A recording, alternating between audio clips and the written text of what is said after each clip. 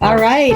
Hello. Hi, business builders. Hi, guys. Welcome to another session of Q&A.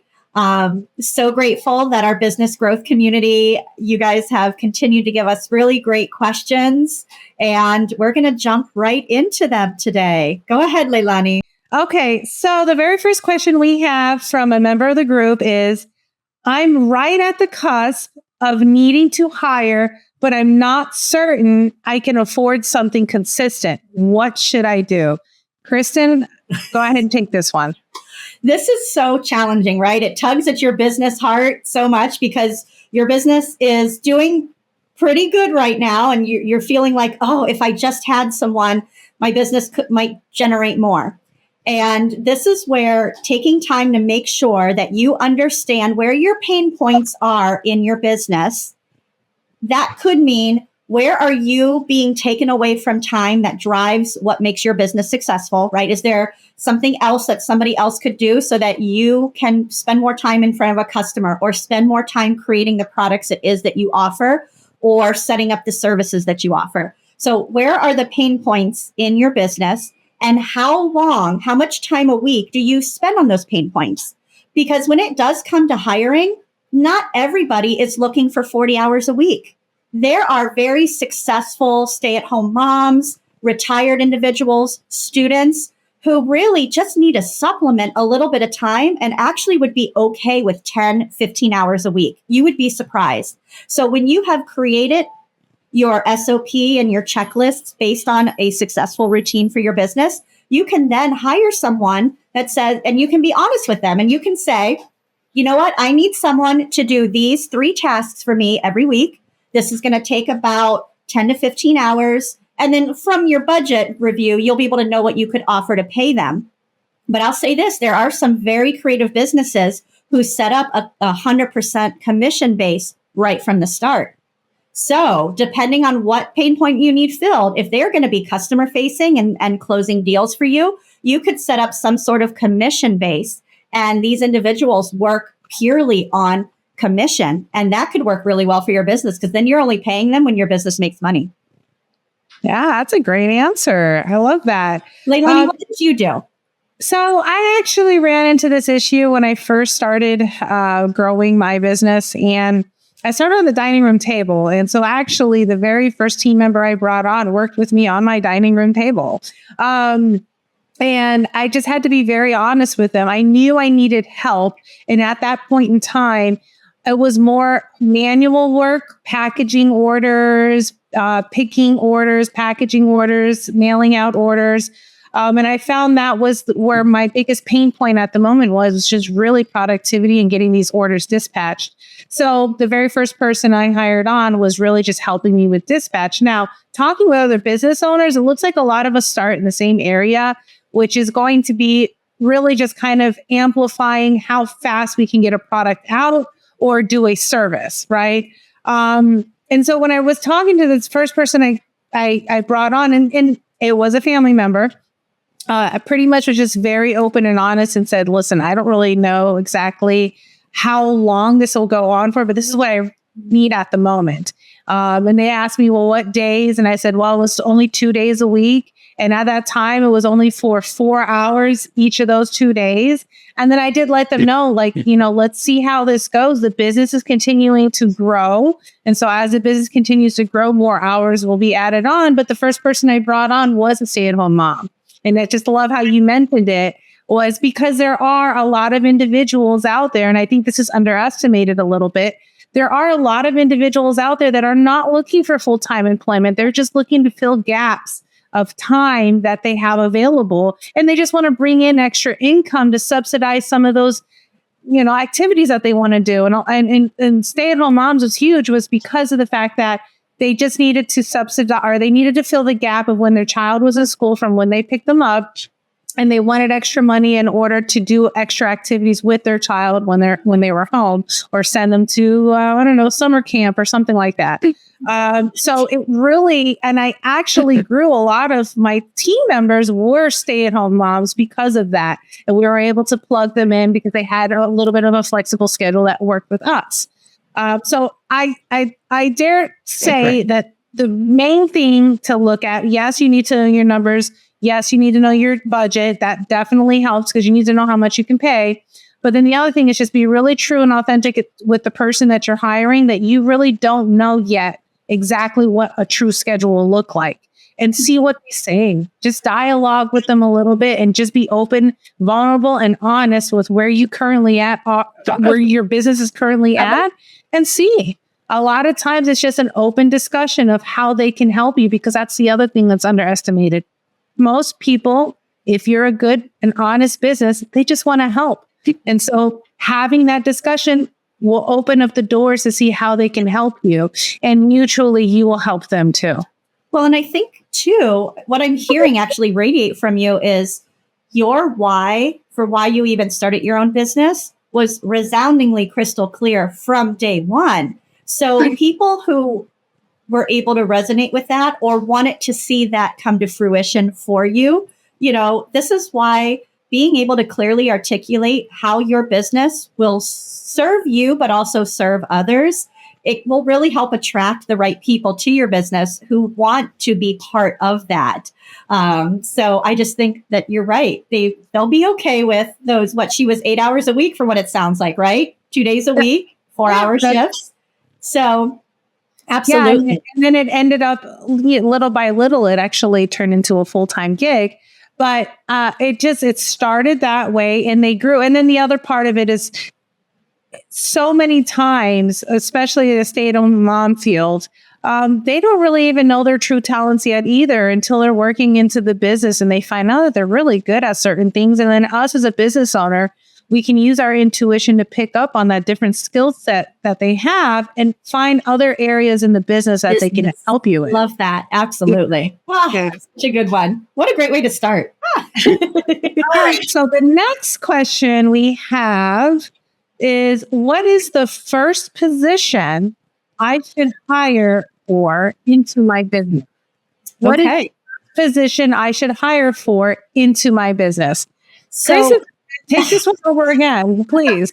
This is going to be very situational based on the business and based on the circumstance. However, the methodology to make that decision is the same throughout every business. And I echoed it in the other question. You first need to have perfected the routine of what needs to happen in your business so that you basically, in perfecting your routine, what you're doing is, one, you're understanding every nuance of your business, but you're beginning to build like an SOP, standard operating procedures, or a checklist that works for your business. So once you have that, then you also take away, what are those pain points? What do you not have time to spend on? What is taking you away from your customer?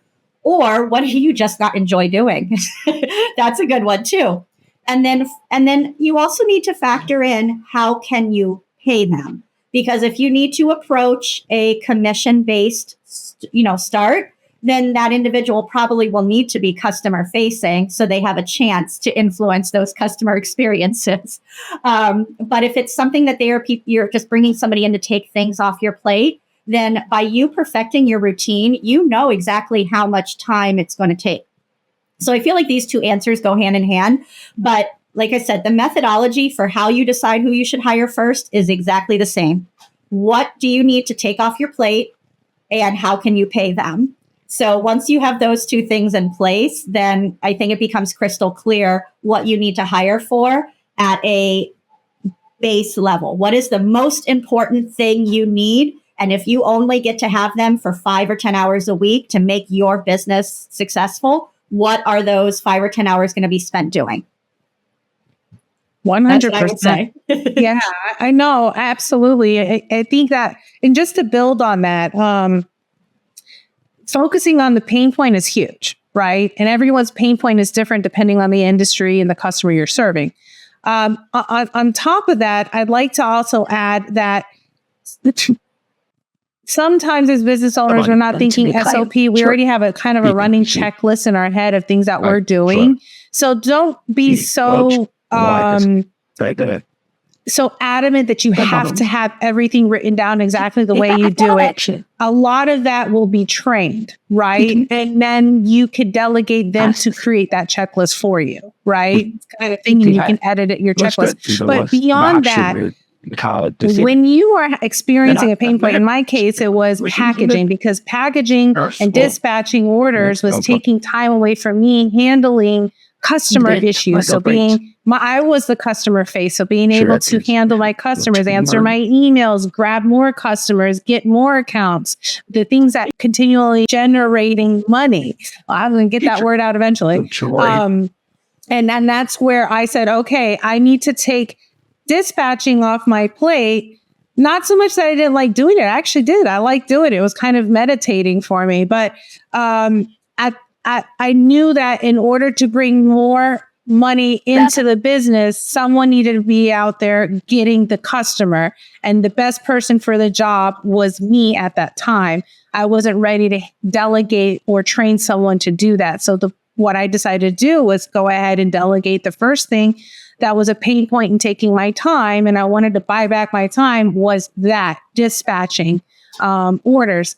But whatever you're going to hire for that pain point, once you do hire them, you must absolutely 100% focus on using your talents and your skill to generate more income. Yeah. So if you're handing something off to someone else, you're hiring something off, and the easiest ones are usually data entry, administrative work, or like I said, dispatching is normally the first thing you hire it for. Or if you're a brick and mortar store, you're looking for someone to handle the store in your absence while you go do some other stuff, right? I like what Kristen said, that they can be commission based, but they will need a little bit more training from you one-on-one on how you want to treat your customer. Making sure that that person who's coming in is so you can go and make more money, more connections, more relationships for your business. And I think that sometimes it gets lost in translation, is that they hire someone on so they can go on vacation.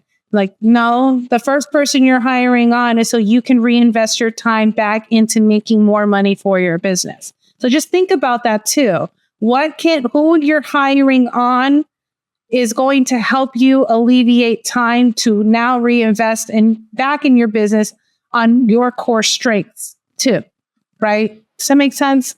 Perfect sense, and I would agree. Yes. Okay. So I feel like I talk in circles, no. Stop me when I do. Okay. Yeah. So what I think, do you have anything to add on that? If not, great questions. That's a great question. So the next question is, what is a realistic amount to pay myself in the first year of business? Whoa, I'm going to take this one, Kristen, because I have a feeling this is based on my newsletter that I put out about Profit First. Okay.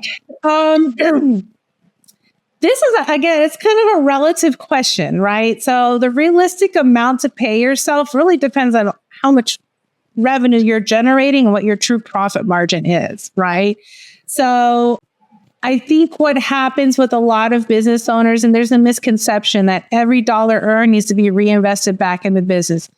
Does the majority of the money you earn go back into your business? Sure. But the reason why we went into business was to make money. Let's not get confused on that. All right. So if for the first 2 years, if all you're doing is working for free, how can you stay focused and how can you stay engaged in your business if you haven't seen any fruits of your labor? So really taking 5 to 10% of any dollar earned and paying yourself is really going to help you keep that mindset of, I know what I'm doing this for. It's going to give you better clarity on how you want to grow, because you're not going to lose the dream of what you wanted to achieve in the first place. That's one part of it. So the realistic amount you should pay yourself first is really going to be dependent on how much revenue you generated. And I would say a modest amount would be 5 to 10%. And yes, you do pay that amount to yourself first before you go and pay your bills, because guess what happens? Parkinson's law will come into your favor. Right? And Parkinson's law says that if there's any empty space that has to be filled, well, it could be subject to money as well. If you have a ton of money in the bank and you don't have it spent, it will find a way to be spent. right? So in this case, if you earned $1, make sure 50 cents to $1 of that, or I'm sorry, 5 to 10 cents comes back to you right away, because everything else will find a way. All the expenses will find a way to get paid with the remaining money.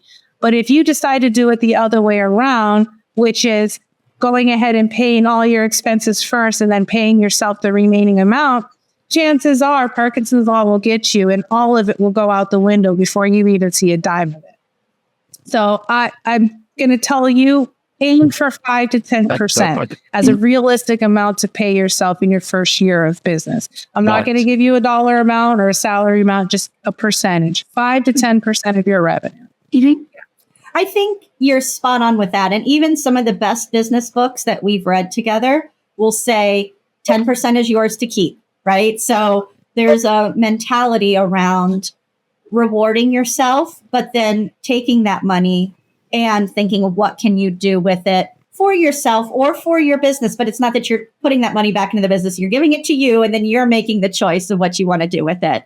But I also think that it creates muscle memory when you're starting small and the grind is small, pulling just 5% aside becomes natural, so that as you can bump that to 10% and then 15% and then 20%. But I will also say, this is where even Leilani and I will defer to individuals who are experts in financial planning for business, because at some point, and this is not what Saige Consultants is, but there are things that you could do from an expense that are part of your business expenses that could supplement what you actually need to take home as a salary as well, right? So, but there's a whole legal process behind that, and definitely want to make sure you do things the right way.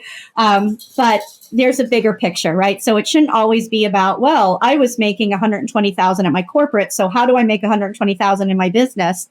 I think you can think a lot differently. You may be surprised what you can write off as a business expense in, what's part of your routine. And maybe you're only paying yourself $80,000 a year at one point, and that you're going to say, well, that's a huge pay cut.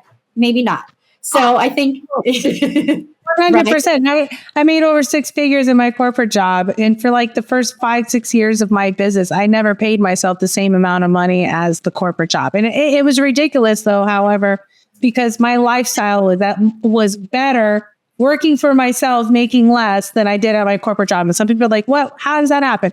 Because yes, you're 100% right, Chris. And a lot of it can be expensed off to the business. Yep. And so there's a lot of tax deferments when you have business. Again, we are not in the business of giving financial advice. There's a bunch of qualified people out there to do that.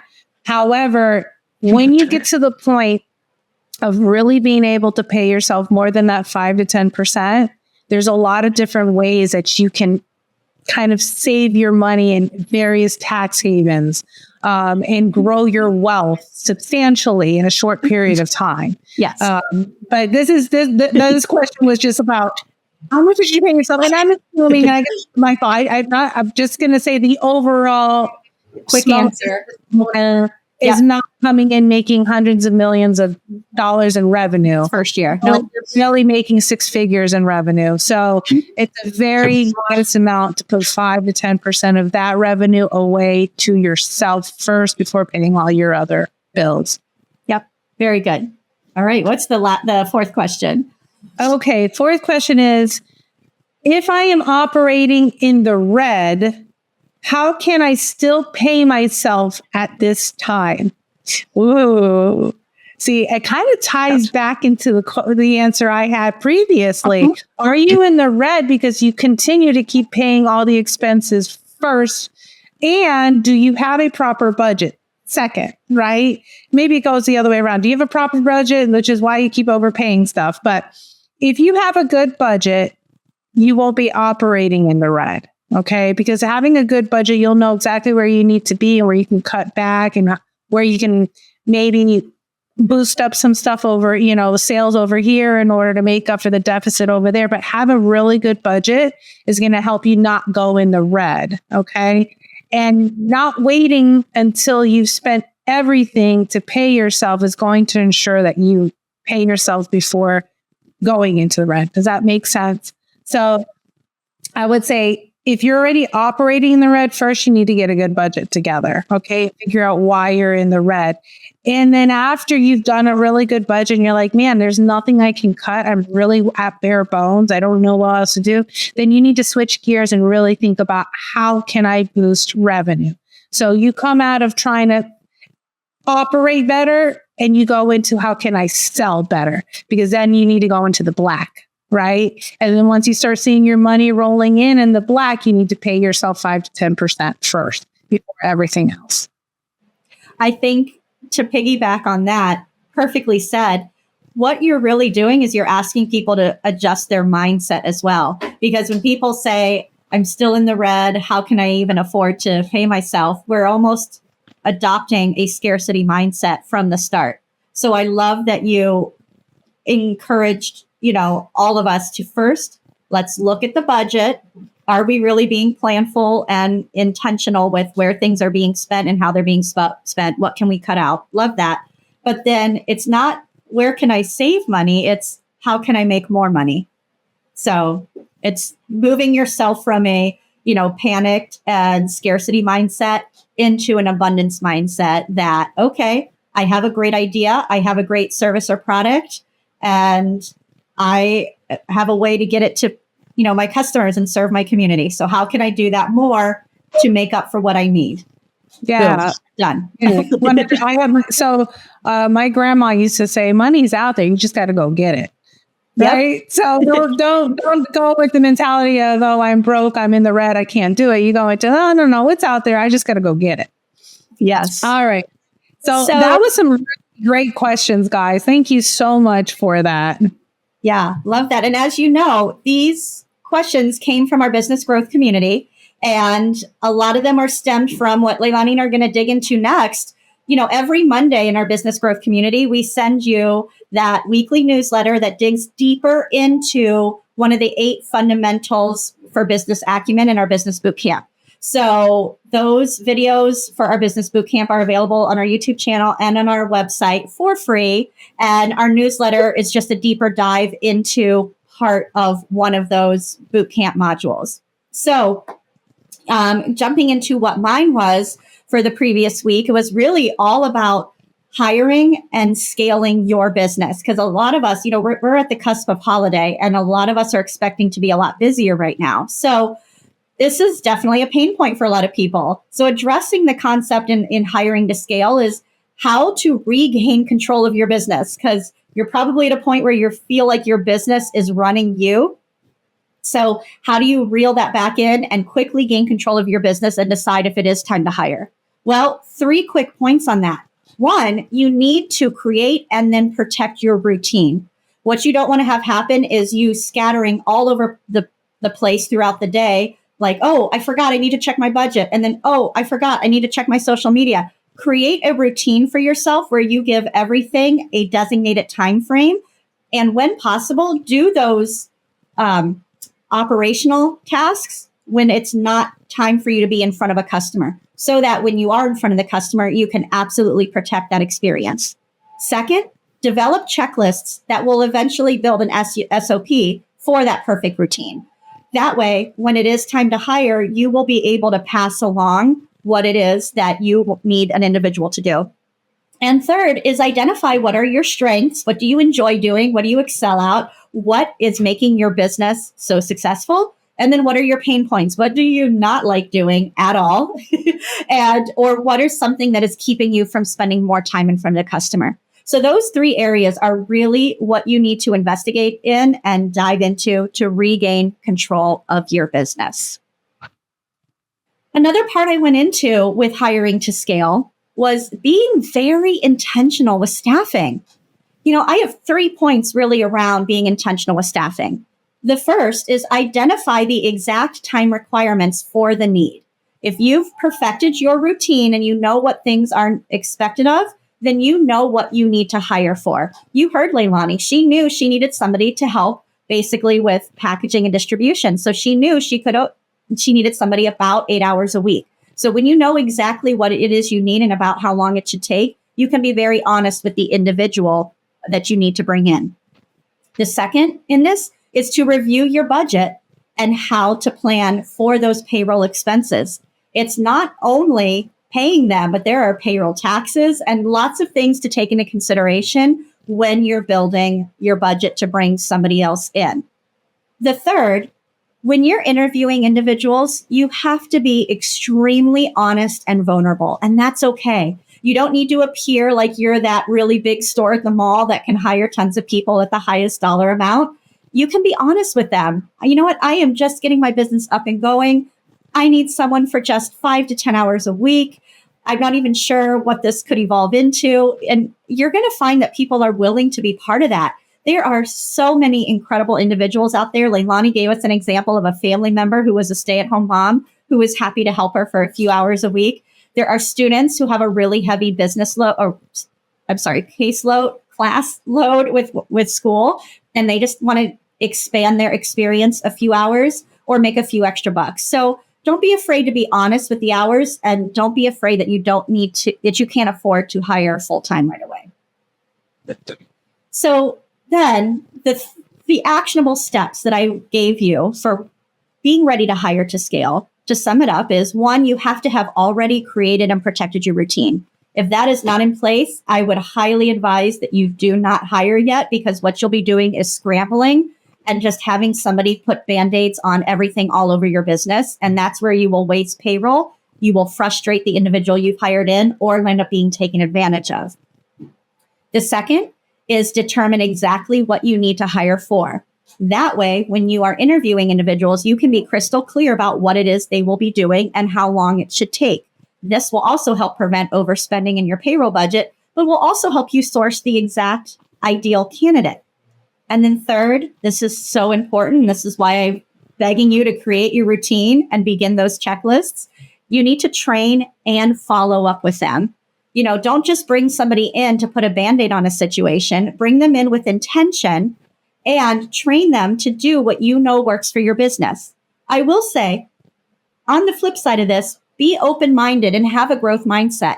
You may bring in somebody who has also run their own business in the past, or maybe managed a big industry for a while. And when you bring them into your business, they're just looking for something fun to do because they enjoy whatever it is that your business offers. But they may have some really great suggestions for how to be more efficient, more productive, or even add more value to your customer. So although you've created SOPs and a checklist, you may find that there are people who can give you some really great tips for how to expand your business and grow it based on the wealth of knowledge that they could bring in.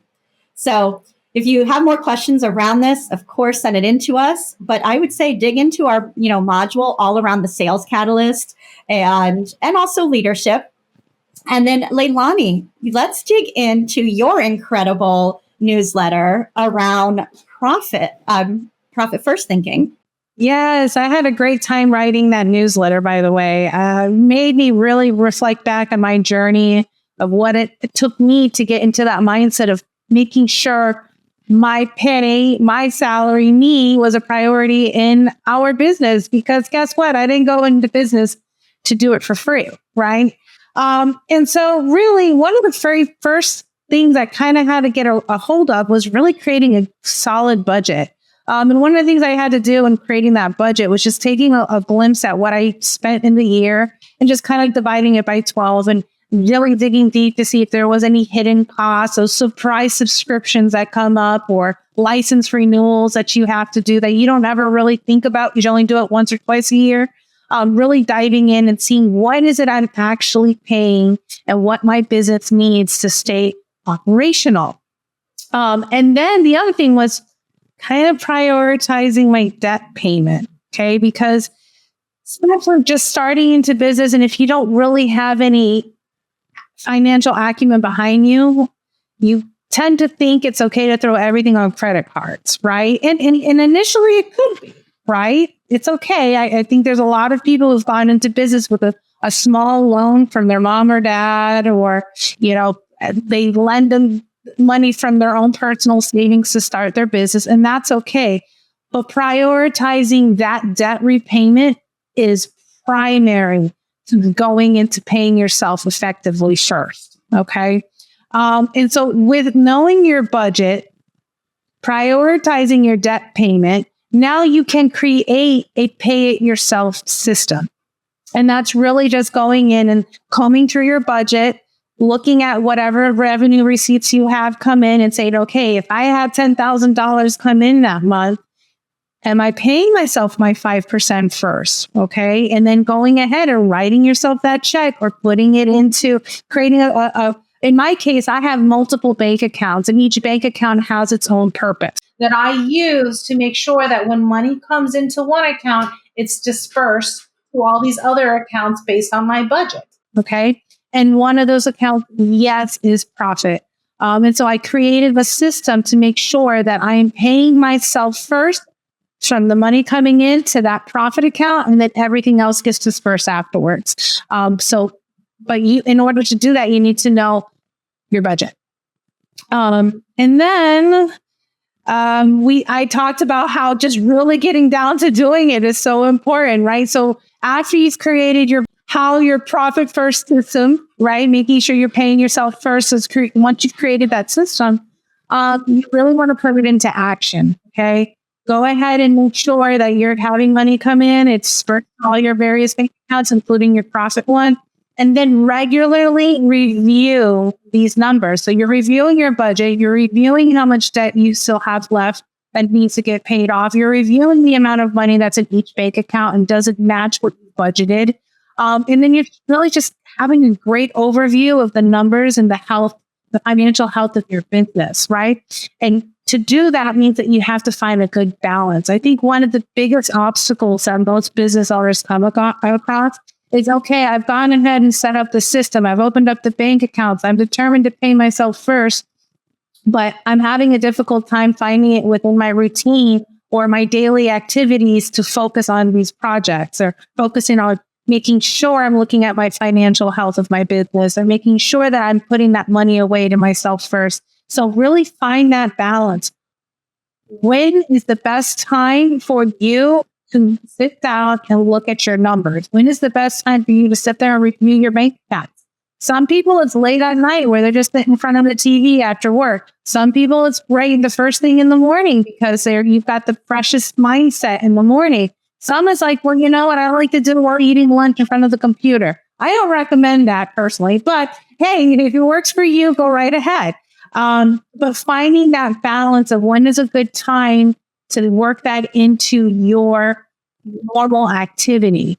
And then just do it, right? So don't put it off. Don't procrastinate, because how you do anything is how you do everything. Okay. So just go and do it. Oh, so actionable steps. That was the last part of my newsletter where I talked about the actionable steps of going ahead and getting. And so I talked about doing your budget. Download. I think the easiest way of creating a budget is going ahead and downloading all your bank statements. You can put that on an Excel sheet. That's how I started. I just put everything on an Excel sheet, all my bank statements, and totaled everything up. I didn't use QuickBooks at the time like I do now, but back then I just did it on Excel sheets. I think the main thing is just becoming aware of your numbers, right? Because knowledge is power. And so when you can acknowledge where you're at in your business, you hold power in your business. So one thing is establishing a budget by getting familiar with your numbers. The second thing is implementing the pay it yourself system. So open up those various bank accounts, figure out where you're comfortable with, what percentage you're comfortable paying yourself. So if it's 5%, well, how will you implement that? Once the money comes in, are you going to do it that same day as depositing the account? Are you going to be coming in once a week, or are you going to be going once a month? How are you going to implement making sure that that percentage you've determined you're comfortable with is actually moving from that account that had the money deposited into your profit account? Okay. And then continually review and take a look at your numbers. Did you actually put away the percentage that you said you were going to, or did you do one of those, oh, I'll do it on the next deposit because this deposit money needed to go over here? That happens. It's okay that happens. But what I don't want to happen for you is where you say and write an IOU to yourself and then forgot you wrote the IOU. You want to make sure that you are visiting your numbers regularly to make sure that you actually make those transfers out of your deposited account into your profit account. And that's going to be the easiest way you can get through Profit First. Now, with that said, a book by Mike Michalowicz, Profit First, is a great tool. I recommend it to anyone to go ahead and pick up a book. It gives you a lot more tips and tricks and details of how you can implement this into various industries. I'm in the e-com retail industry. Kristen is highly versed when it has to do with retail, but corporate structured and brick and mortar. So she's customer facing.